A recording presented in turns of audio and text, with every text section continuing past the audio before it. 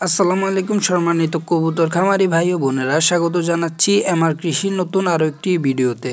আজকের ভিডিওতে আমরা দেখাবো কিভাবে ঘরোয়া পদ্ধতিতে 40 কেজি পরিমাণে কবুতরের খাদ্য তৈরি করবেন এবং কি কি উপকরণ লাগবে সে বিষয়গুলো নিয়ে এই ভিডিওতে বিস্তারিত আলোচনা করব। তো চলুন শুরু করা যাক।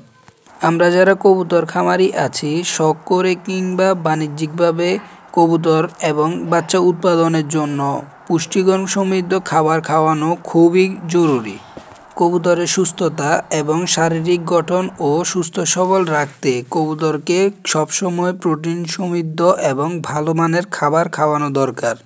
বাজারে কবুতরের জন্য অনেক নর্মাল খাদ্য পাওয়া যায় এবং বিভিন্ন রকমের তৈরিকৃত খাদ্য পাওয়া যায়, যেগুলো কবুতরের জন্য খুবই নিম্নমানের। যেহেতু বর্তমান বাজারে কবুতরের খাদ্যের দাম অনেক বেশি, সেহেতু আমরা ঘরে বসে কম দামে কিভাবে 40 কেজি খাদ্য তৈরি করতে পারি এবং যে উপকরণ লাগবে সেগুলো হচ্ছে গম 15 কেজি, ধান 3 কেজি, ভুট্টা ভাঙা 3 কেজি, বাজরা 2 কেজি, চীনা 1 কেজি, ডবলি 2 কেজি, ছোলা 2 কেজি, মসুরি 2 কেজি, খেসারি 1 কেজি, মাসকলাই 1 কেজি, সয়াবিন 2 কেজি, মটর কলাই 2 কেজি, সরিষা 1 কেজি, কুসুম ফুল 1 কেজি, তিসি 1 কেজি, সূর্যমুখীর বীজ 1 কেজি। এই সবগুলো উপকরণকে ভালোভাবে মিশ্রিত করার পর তৈরি হয়ে যাবে 40 কেজি পরিমাণের কবুতরের ভালো মানের খাদ্য।